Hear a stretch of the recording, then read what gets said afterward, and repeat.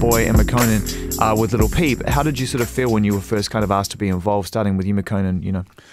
I was honored, you know what I'm saying, as always. And I know that Fall Out Boy were some of Lil Peep's musical heroes, and we've both been mutual fans, and it's always been like a dream collaboration for him to do, you know. And so I just thought it would be great and amazing to, you know, get this done. And you knew that, Pete, right? Even when he was alive, you knew that he was a huge fan because you guys had connected, and he definitely told that. I think he'd mentioned that to me, actually. Yeah, and we connected a little bit. Like, I don't want to oversell. Like, we talked on Instagram and that kind of stuff, and I was a big fan.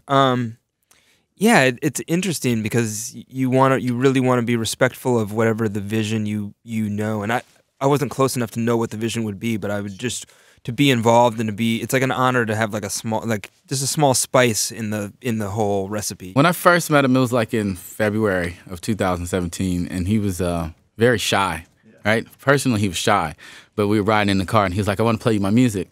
And so he doesn't shy about his music. You know, he's playing song after song, and I was like, wow, like, I was blown away. You look at him and his image, and you wouldn't think he'll be able to sing the way he does, or, you know, express himself the way he does. And so it was just very inspiring for me, and like ignited a new flame of creativity in myself. And so just being with him was just always a happy time, because it's like you're with another artist who isn't afraid to be an artist and do all things in art. And, you know, so it was just like there were no boundaries with us. We weren't afraid to try all type of different songs. And, you know, it was a breath of fresh air and just fun, like, you know, being in the studio. And I don't know, it's hard to find artists that aren't, you know, trying to keep to their mold of an image, who just want to make the image as they're going. What were the commonalities you guys were striving for? It was like we both have broken hearts from whatever reasons, right? And so we know that music helps heal broken hearts. And so we wanted to come together with our two broken hearts to make music that would hopefully heal the broken hearts around the world. So that was really our main goal behind it, was to use it as some sort of like magic and healing, and, you know, bring people happiness, because we can't be with everybody in the physical at every time. But, you know, with music, it goes in places you'll never think. So that's what we wanted to do with that.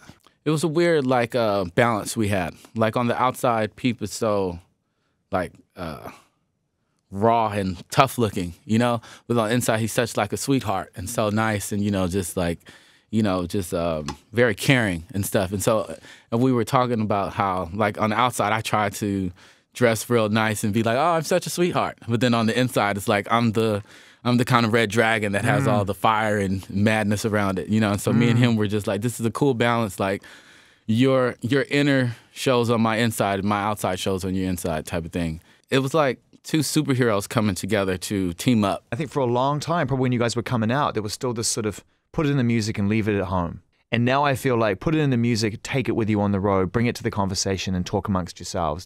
Have you seen that change?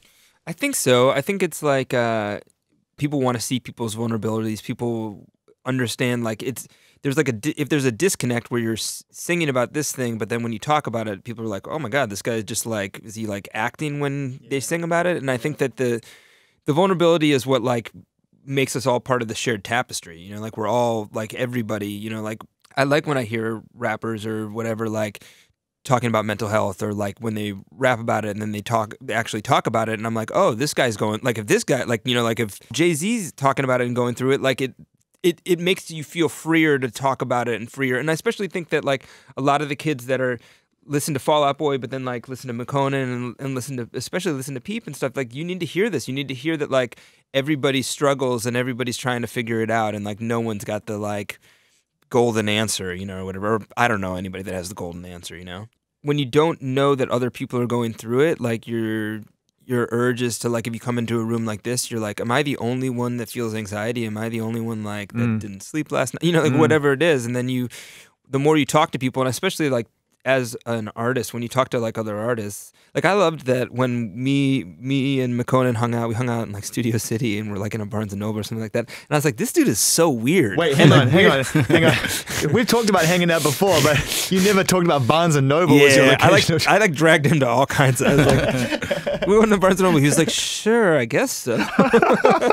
It's like, I'm looking for... There's a really good one in Studio City, that's my favorite. Yeah, it was like a movie theater. Yeah. But I was like, this guy is so weird, and it was really refreshing. Like, I think that when you meet other other artists and you meet somebody who's like, you're like, this guy's like a little off, you know. I felt the same way when I first met Sia too. Like I was like, oh, she's like a little weird, you know what I mean? And it feels really nice, and it feels like you have something in common. I think we need bigger artists that have been in the industry longer to share with younger artists, you know, on how to make it this far, and not just what to spend your money on. You know, it's like, tell them how to live in this thing, because it's like, we respect everybody that's doing it and, you know, that's made it as far as they're making it. But it's like, what people would love to know is how. I think a lot of times with artists is you're trying to fill something, right? You're trying to fill some void, and you can get the plaques and you can get the trophies, and it doesn't really fill it. And at some point you're like, you know, to reference another movie, you're like, you got to go into the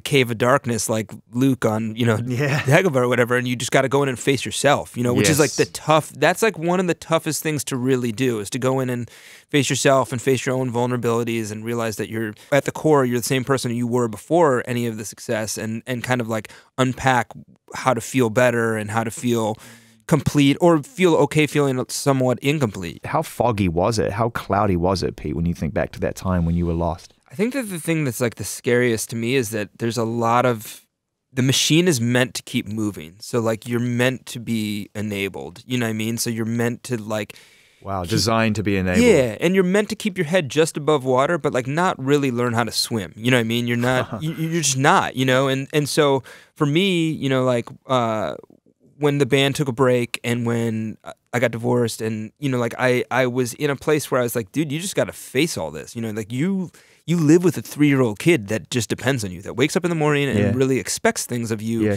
that you've never really, like I hadn't even taken care of a plant before that, you know, so like I just didn't really know. And in some ways that was really, it was like in the deep end, but it was really, really good for me, because it was like a kid or a pet or whatever it is, somebody who has to like rely on you, it really forces you to face yourself. You know, when you've got fans of Little Peep listening, it's important that, you know, we continue to honor his legacy by talking about the things that he would have wanted to talk about. Definitely. Right? And I felt like he was getting ready to open his heart. Yeah. You felt that? Yeah, definitely. I felt like he was opening it. You know, he was, when I was around him, he was very happy, and like, you know, it was bringing me happiness. It was just, I don't know. He would tell me like, you know, you're my idol in music. I love to make music. And I'm like, oh, you don't have to say that type of thing. And then he would like sing me all my songs and like sing me down my songs. And I was like, whoa, like this is crazy. Like, how do you know this? You know? And so, he's an inspiration, man, to millions. And like I would see him, speaking of his fans, like I remember nights after the studio, we'd go back to the hotel and he's literally on his phone going on 0% to respond to all his fans and stuff. And sometimes I'm like, bro, get off the phone, like you're on there too much. And then I go over there to see what he's doing, and I'm like, oh, you know, I felt bad. I didn't mean to tell you that. I see you responding to so many fans, and it means so much to them. So, you know, I tried to pick that up from him and respond to as many people as I can.